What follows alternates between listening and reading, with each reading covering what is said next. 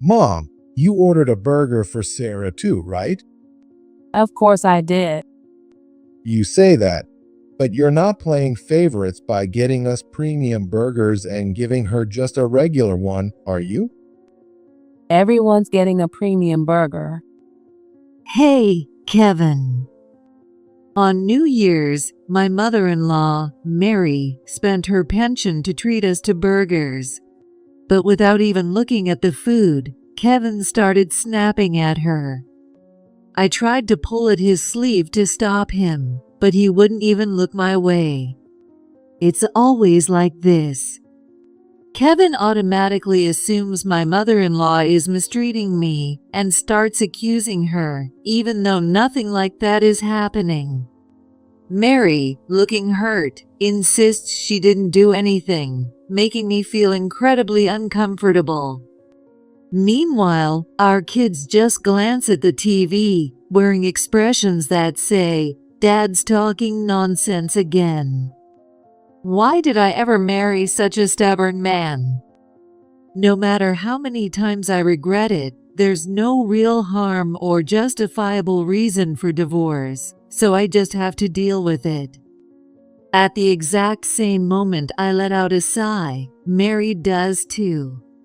Honestly, I get along with her better than I do with Kevin at this point. It's almost funny. But even then, I never imagined he would go on to do something truly outrageous. I'm Sarah.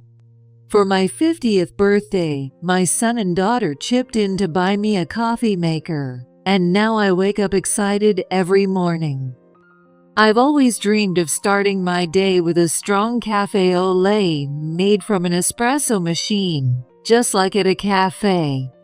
But Kevin doesn't drink coffee, and he always said it was an unnecessary luxury, so I had given up on the idea. Then, now that my kids are working adults, they told me, "Mom, it's time for you to enjoy life too," and pooled their money to get it for me. With their kindness added to the mix, it's easily one of the top 10 best gifts of my life. I feel lucky to have such sweet children, but Kevin, well, he's another story. What's that? Did you win it in a contest or something? That's what he said, completely serious, when he saw the coffee maker my kids had carefully chosen and given me on my birthday. It's for my birthday. Huh? But my birthday's next month. Exactly. Today is my birthday. At my deadpan response, Kevin's face visibly tensed. Just kidding. Like I'd forget my beloved wife's birthday. How weird though, I swear my present was supposed to arrive today too. He pulled out his phone and pretended to check something before quickly scurrying off to our bedroom. He was definitely about to place an order right now.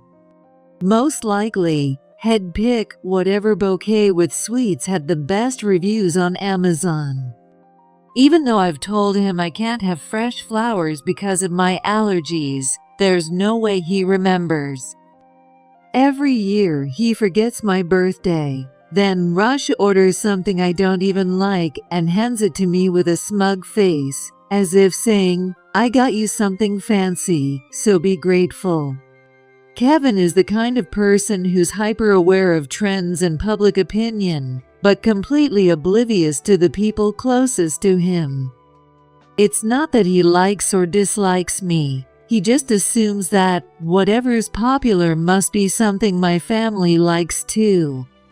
When our kids were little, he once waited in line from the crack of dawn on a release day to buy them a set of trading cards, just because they were a huge craze. But the kids had zero interest in them and just tilted their heads, wondering why their dad even got them.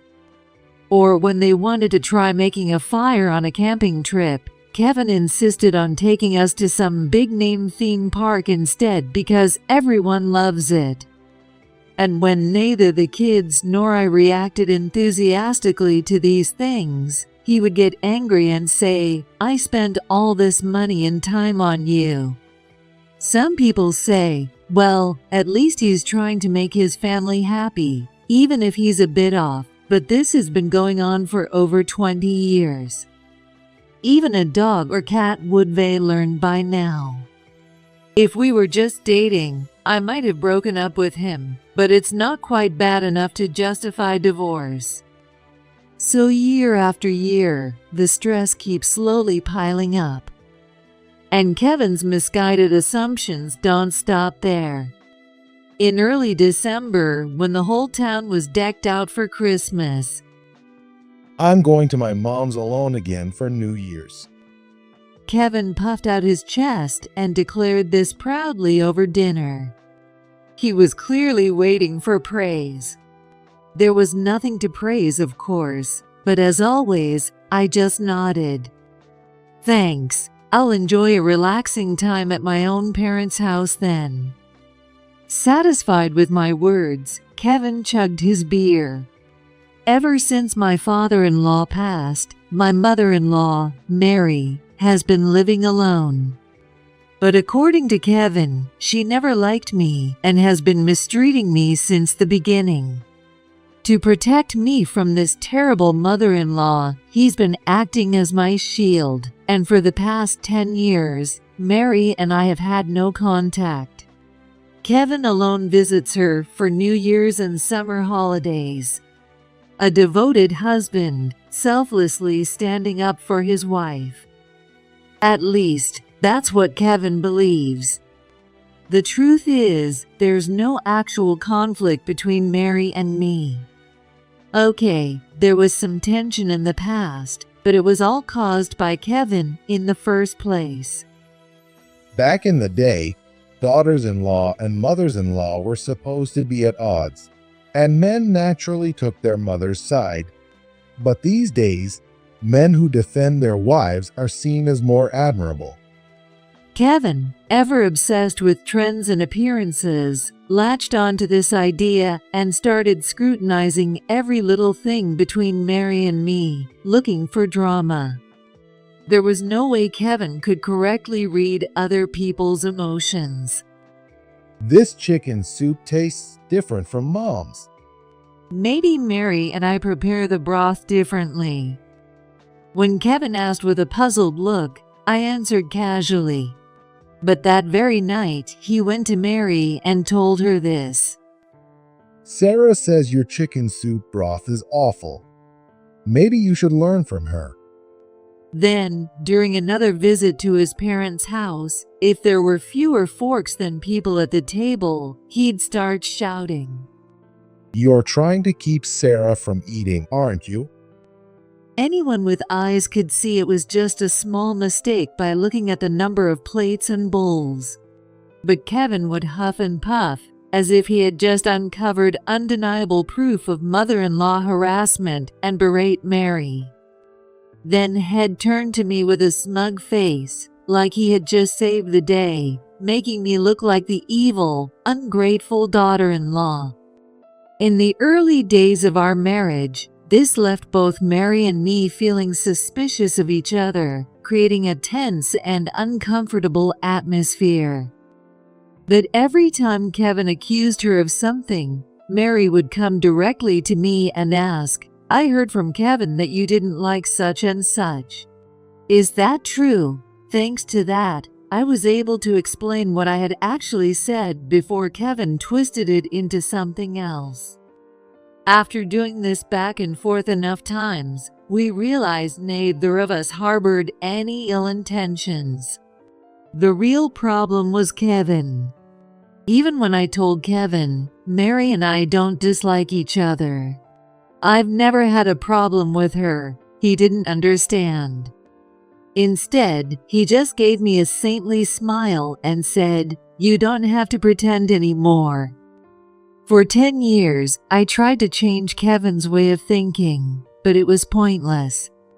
Eventually, both Mary and I got fed up and decided to play along with his delusion. To him, we were a mother-in-law and daughter-in-law at odds, completely estranged. But behind the scenes, we'd meet up normally, even going on trips together. Completely unaware of any of this, Kevin proudly headed to his parents' house again this New Year's, thinking of himself as this strong husband protecting his wife from her cruel mother-in-law. Divorce timing is tricky, I thought vaguely to myself as I watched his back disappear. But this year, the 25th year of our marriage, the perfect timing finally arrived. And it all started with Kevin's sudden increase in overtime and business trips. For the past few years, Kevin had been preaching about how staying late and working overtime for free is outdated and would come straight home at the end of his shift. But now he was suddenly working late every night. And every 3 months, he would go on business trips, staying away from home for days at a time. Something was definitely off. "You've been really busy lately, huh?" I asked, my tone laced with sarcasm. Kevin's fingers stopped for a split second as he scrolled on his phone. But then, he quickly resumed and answered. Yeah, they're opening a new office in New Orleans next year. I got chosen as part of the launch team, so things have been hectic. Oh, that sounds tough. Yeah, but they need me. I'll be away a lot, so you might feel a little lonely, but I'm sorry about that. Well, the kids are grown now, and you don't need help with the house or anything, right? Right. The words flowed smoothly from Kevin's mouth.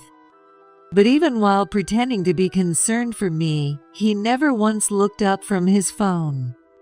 Suspicious. Whenever Kevin acted like this, he was lying.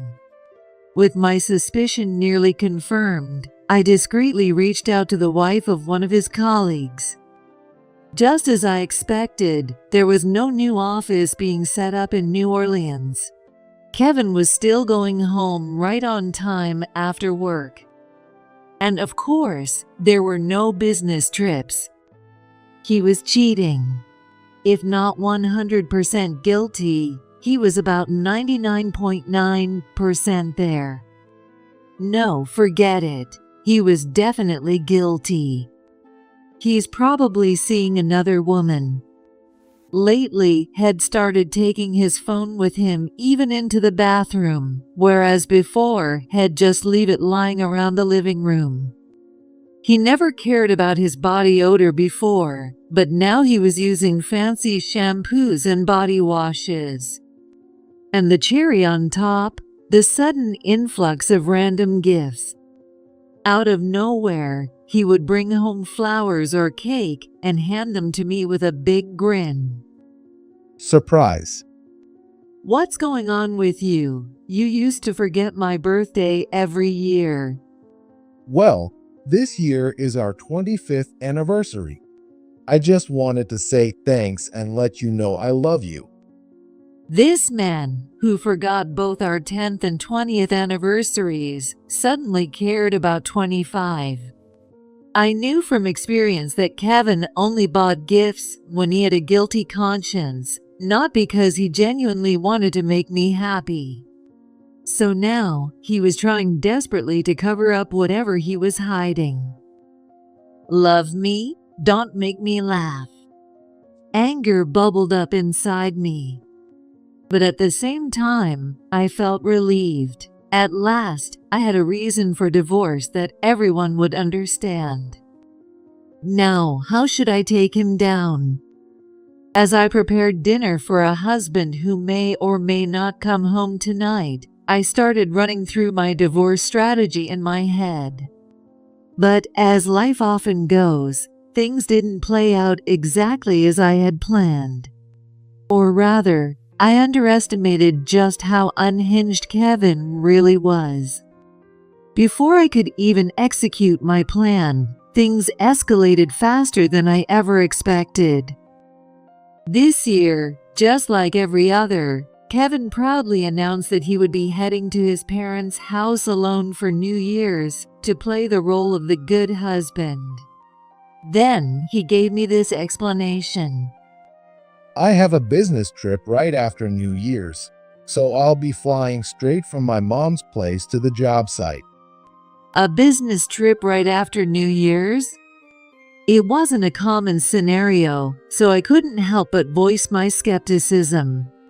Kevin must have realized he had slipped up because he immediately started rambling in a panic. Oh, the new office is opening in April, so it's a really busy time. And I also decided to spend time with my mom until January 4th this year. She's 77, you know? Even if you don't get along with her, she's still my only mother. I just want to be a good son while she's still around. I see. As if you're just planning to meet up with your mistress right after New Year's. I nodded as if I believed him. You should go visit your own mom and spend some quality time with her, too. Thinking he had successfully fooled me, Kevin let out a relieved sigh and smiled. Afterward, I called Mary to let her know I'll be visiting after New Year's again this year. I see. I heard Kevin will be also spending the holidays at your parents' place this time. I hope he doesn't cause any trouble. Huh? Wait, what? That was the first I had heard of that plan. Had Kevin really just told me he would be at his mother's house, while telling his mother he would be with my parents? Was he seriously planning to spend an entire week with his mistress after New Year's? If that was the case, he could have at least come up with a lie that wouldn't unravel with the slightest bit of checking. I was dumbfounded, but Kevin must have been so convinced that Mary and I hated each other that he never even considered we might still be in touch. Sarah? Mary looked at me curiously, waiting for my response. Why am I the one stressing over this when Kevin's the one who's guilty? As irritated as I was at the unfairness of it all, I couldn't let her find out about his affair just yet. I didn't want my plan to fall apart. I liked Mary, but she was still Kevin's mother. If she found out her son's marriage was in danger, who knew how she would react?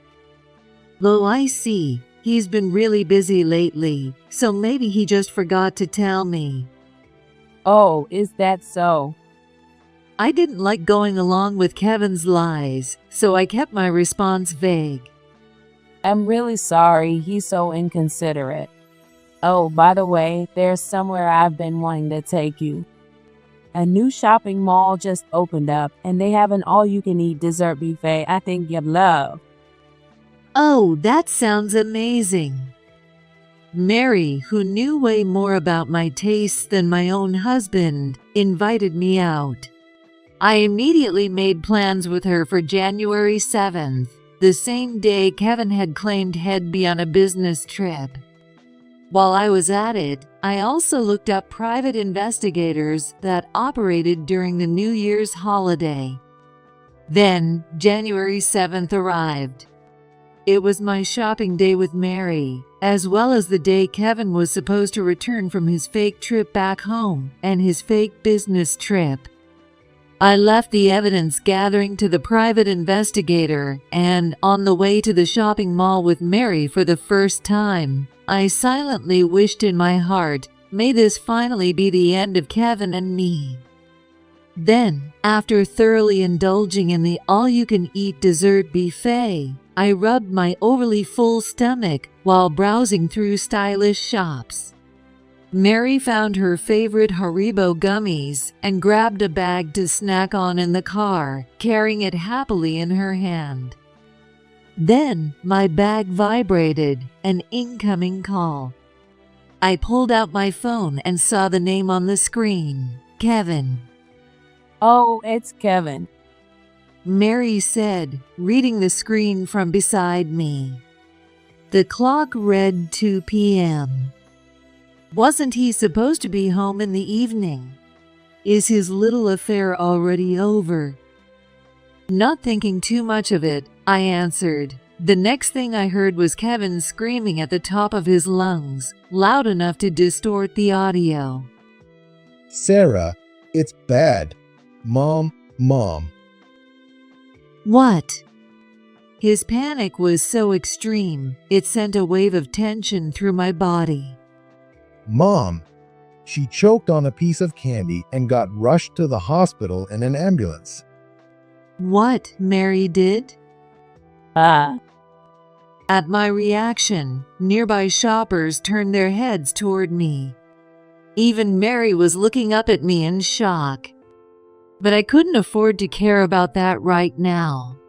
Because Mary choked, got taken away in an ambulance. Then, what? Huh? huh? Mary and I locked eyes, completely frozen. You've got to be kidding me. I was totally stunned. I gently placed a hand on Mary's shoulder and led her out of the shop before switching my phone to speaker mode. Kevin, are you telling me that Mary choked on candy and had to be rushed to the hospital? As I explained the situation so far to Mary, she let out a small huh in surprise. But Kevin, caught up in his own over-the-top performance and fueled by adrenaline, didn't notice. Yeah, I just got a call from the hospital. She's in the ICU now. Is she okay? I don't know. They removed the candy, but she hasn't regained consciousness. No way. I glanced at Mary. She was staring at my phone screen, her face pale. That's why I'm heading to the hospital now. I'm just getting back from my business trip, so I'll go straight there. I see. I get it now. I was wondering why he'd make up something as extreme as Mary being in critical condition, but he just needed an excuse to stay away from home longer. He really doesn't want to leave his mistress, huh? I stole another glance at Mary. She looked away from my phone and locked eyes with me, silently signaling her understanding of the situation. Despite her confusion, she was staying calm and giving me the green light. I gladly took the opportunity to shake Kevin up a little. Wait, Kevin. Huh? I'm going to the hospital too. What? Kevin's panic was blatantly obvious. No. You don't have to. Mom's treated you horribly all these years, hasn't she? I can let all of that go. This is her life we're talking about, right? Sarah. Even through the phone, I could hear Kevin fumbling for words. I appreciate the thought, but hospitals don't want too many visitors this time of year. Infection risk and all that. They're only allowing one visitor per patient. Then I'll wait outside. Huh? No, that's... Why not? It's snowing really hard back home. It's freezing. If you get sick, I'd feel awful. It hasn't snowed there in over 10 years. Mary muttered this flatly, her face devoid of emotion. The bus was about to leave. Time to wrap this up. All right, I understand. But before we hang up, I just want to see your face and make sure you're okay. I mean, even M's shaken up by this. Yeah, of course. Give me a sec. I'm at the train station, so I'll move somewhere quieter. I heard shuffling noises through the phone as Kevin hurried around. A moment later, the call switched to video, and Kevin's face appeared, standing in front of what looked like a public restroom. Oh, good. You look better than I expected. Right? I mean, I'm still in shock about Mom, but don't worry, I've got everything under control. That's my Kevin. So reliable. Mary will be relieved too. She will? Of course. Right, Mary? Yeah. Huh? I slowly tilted my phone so Kevin could see my screen. On Kevin's phone screen, he now saw Mary, who was completely expressionless, staring straight into the camera like a stone-faced mask. Oh yes, it's very reassuring to see my son staying so calm, even though I'm supposedly dying in the ICU. What? Hello there. I am the mother you claimed is choking on candy and fighting for her life in a hospital bed. Mary casually pulled a pack of Haribo from her shopping bag and took a dramatic bite. Kevin's jaw dropped open like a cartoon character, his eyes widening in complete disbelief. What? How? Huh? Good news. Mary's miraculously regained consciousness. We'll be heading home together now, so you can come back and join us anytime you like. Oh, and bring Haley with you. Wait. What? How do you know her name? Crash. Kevin disappeared from the screen, replaced by an image of the ceiling as something clattered loudly. Then from somewhere in the background, an airport announcement rang out. Due to technical issues, flights from Hawaii to New York have been delayed. Oh, I see. So you were enjoying a little tropical vacation with your girlfriend, huh? And now your return flight is grounded? Well, take your time. Have as much fun as you like. We'll be waiting to have a nice, long talk when you get back. Wait. Kevin's wails of despair echoed over the airport noise. I calmly ended the call. The rest of the bus ride was, of course, spent filling Mary in on all the details. At this point, Kevin's cheating wasn't just a suspicion. It was confirmed, with the mistress name and all. When I explained how Kevin had lied about being a devoted son while sneaking off to Hawaii with his affair partner, Mary's expression turned from blank to furious. Then, looking on the verge of tears, she apologized to me. I never blamed her for Kevin's actions, but I did regret keeping his lies from her and having to break the truth like this. But, Mary, I have to say, the way you took a bite of that gummy bear, that was iconic. At that, she let out a teary-eyed laugh. The next day, Kevin finally managed to catch a flight home. When he walked into the living room, where Mary and I sat waiting in silence, he immediately launched into a desperate flurry of excuses. But no matter what he said, there was no way he could talk his way out of this. He had lied about his own mother's life to manipulate me. And he had done it right in front of her. How did you ever think a lie that bold would work? You really never imagined that Mary and I might actually talk to each other? But you and Mom don't get along. I thought you'd be happy if she was out of the picture. You really don't know a damn thing about me, do you? Even if we did hate each other, you think I'd be happy to hear she was on her deathbed? I'm sorry. Kevin shrank back, clutching his head in fear. What a fool. An absolute, irredeemable fool. We never had the kind of feud you imagined between Mary and me in the first place.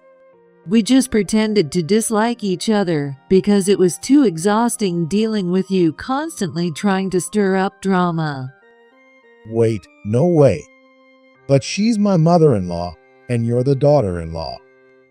Just because that's what your so-called common sense tells you doesn't mean it applies to us. That's awful. You two tricked me. I explained it to you over and over, but you were the one who kept brushing it off, saying, "Spare me the good daughter-in-law act." Oh, no. Kevin collapsed to the floor, trembling as I finally let out all my pent-up frustration. I still have plenty to say, but let's continue this conversation properly. I took a deep breath, pulled a business card from my bag, and slapped it onto Kevin's forehead. His fingers trembled as he peeled it off, his face instantly drained of color. A lawyer? Divorce proceedings tend to go more smoothly with a third party involved, don't you think? Divorce. Oh, and bring Haley along too. If you don't, I might have to pay a little visit to her workplace. No way. This has to be a joke. I'm nothing like you, Kevin. I don't lie. But I was a good husband, a good father.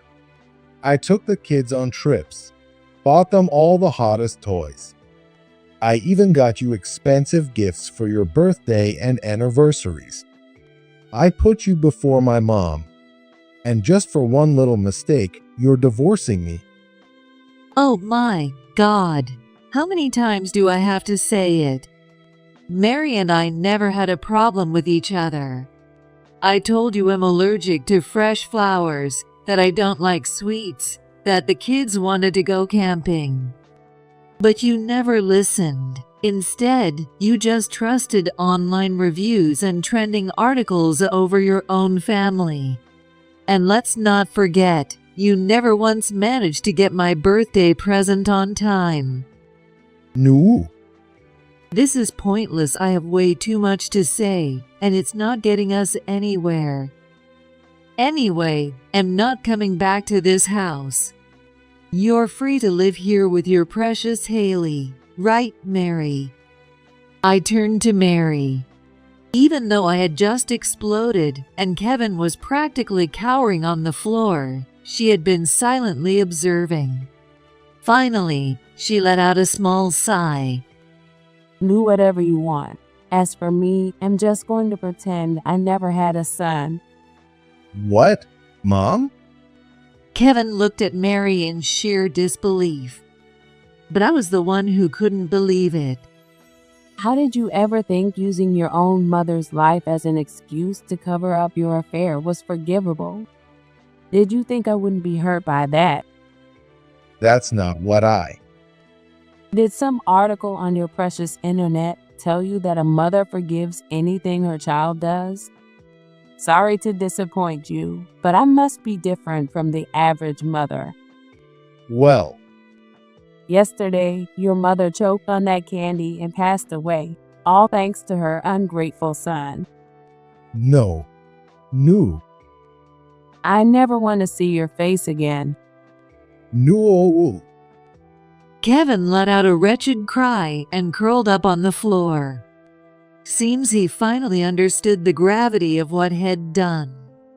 But he still hadn't even uttered a single word of apology. I felt not a shred of sympathy for him. You crossed a line no decent person should ever cross. If only you had spent half as much effort actually listening to us instead of obsessively reading internet gossip, maybe things wouldn't have come to this. I'm sorry. Ignoring Kevin's groaning, I placed my house keys on the table. Then, supporting Mary by the arm, I turned toward the door. Not even a hint of regret held me back. 3 months later, I was officially divorced from Kevin. I had overwhelming evidence of his infidelity, making it an easy victory. As for Haley, she couldn't run away since she was caught at work. So she surrendered early. Kevin finally got his divorce, but he didn't end up with Haley, not because I interfered, but because Kevin was trying to quit his job.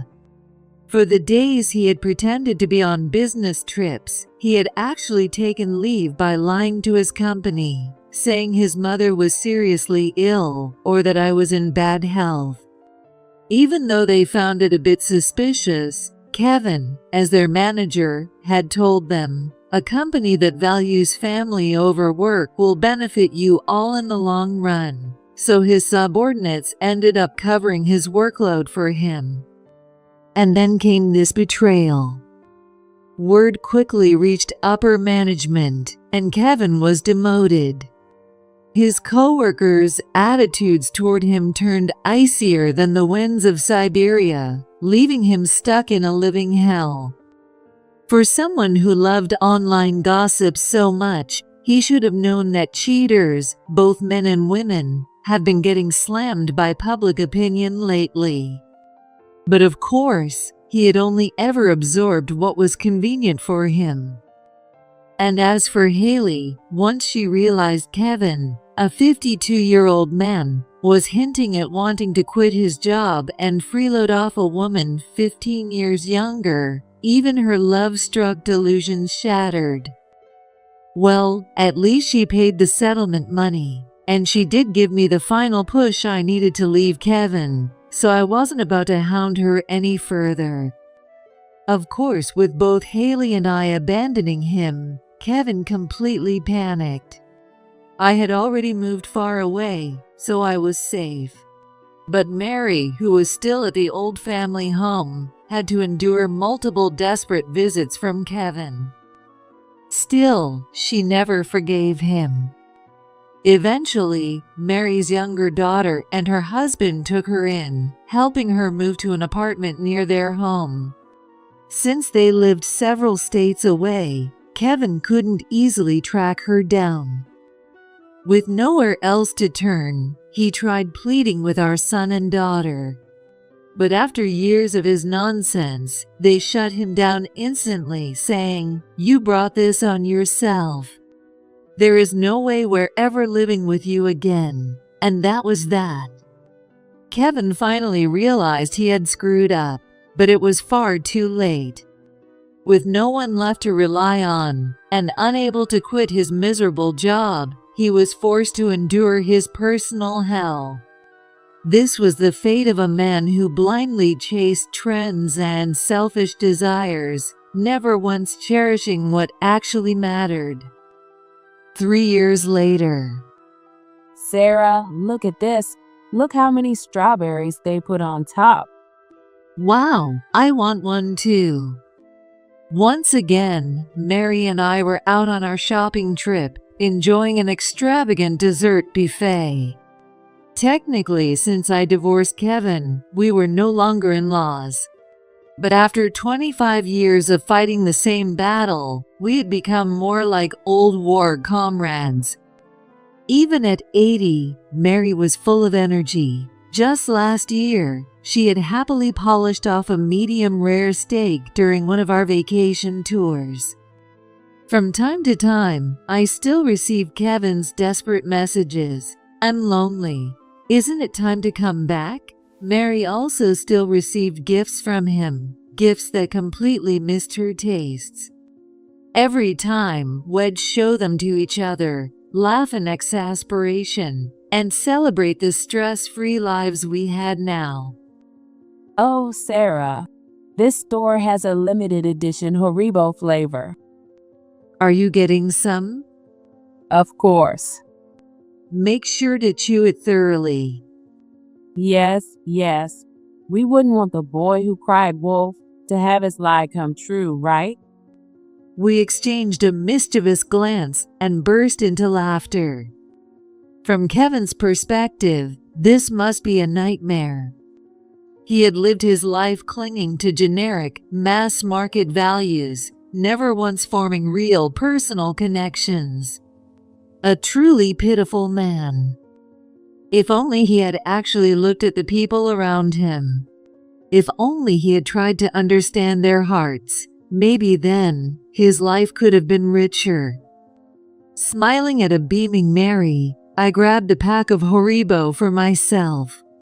The limited edition flavor, something I'd never tried before, had a gentle, nostalgic sweetness. Not too overwhelming, just right.